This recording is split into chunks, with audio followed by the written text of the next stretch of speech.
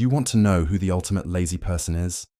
You have to stay until the end of this video, because what this guy does, you honestly won't believe. I guarantee you've never seen anything like it.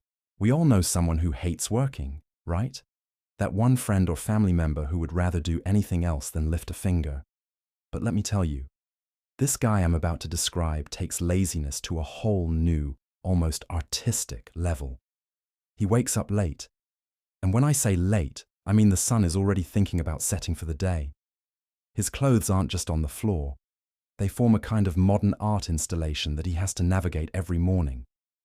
And breakfast? Well, sometimes it never even makes it to the table. He just stares at the cereal box from his bed, hoping it will pour itself. It's a daily struggle, a battle against the forces of motivation, and he's a decorated veteran on the side of doing absolutely nothing. He's not just avoiding work, he's in a committed long-term relationship with his couch. So, what does the ultimate lazy person do that's so extreme? Picture this. He's cozied up in bed, feeling a bit peckish.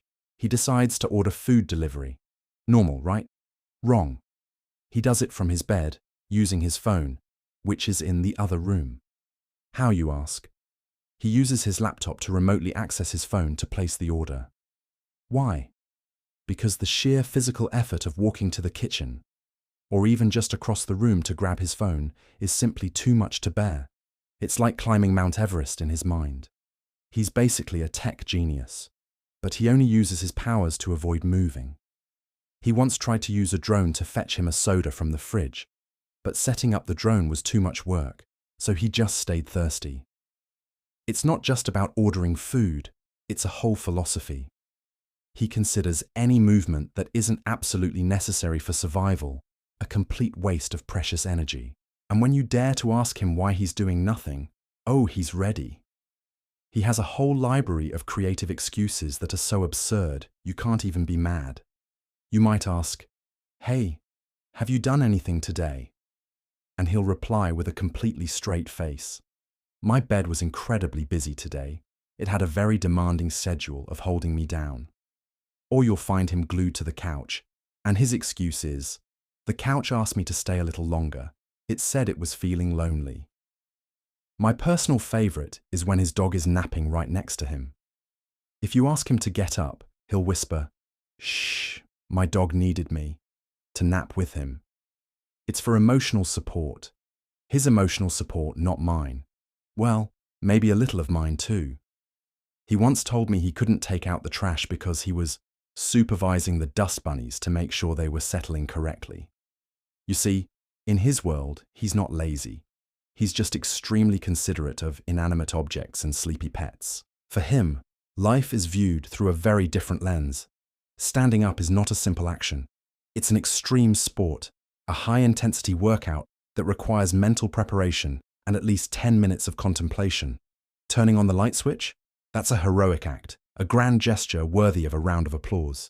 He once sat in the dark for an hour because the remote for his smart lights was just out of arm's reach. He called it an immersive sensory deprivation experience. And if something falls on the floor, like a pen or his keys, forget about it. It no longer exists in his universe.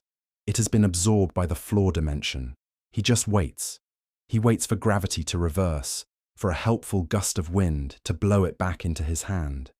Or, more realistically, for someone else to walk by and pick it up for him. His life motto is, if you wait long enough, most problems solve themselves, or someone else solves them for you. Now for some comedic advice, straight from the mind of the master of idleness. He genuinely thinks he's one of the busiest people he knows. Why? Because, and I quote, "Blinking is exhausting, and I blink way too fast." He considers a day where he successfully scrolled through his entire social media feed without his arm getting tired a major accomplishment. His advice to you: if you can relate to any of this, if the thought of climbing a flight of stairs makes you want to take a nap, maybe it's time to move a little, just a little. Maybe walk to the kitchen instead of ordering delivery from a restaurant that's literally next door. Or, at the very least, just have a good laugh at yourself. Because if you can't be productive, you might as well be entertaining, right? He believes that laughter burns calories, So he's basically working out all day. So now you know. The ultimate lazy person doesn't just do nothing. He's an innovator in the field of inaction, a poet of procrastination, constantly inventing new excuses and methods to avoid movement. He's turned laziness into an art form. If you felt seen, if you felt identified with this story, even just a little bit, go ahead and hit that like button, share this with your laziest friend, and subscribe for more content, because this video is dedicated to all the gloriously lazy people in the world. Thanks for watching. Now go take that well-deserved nap.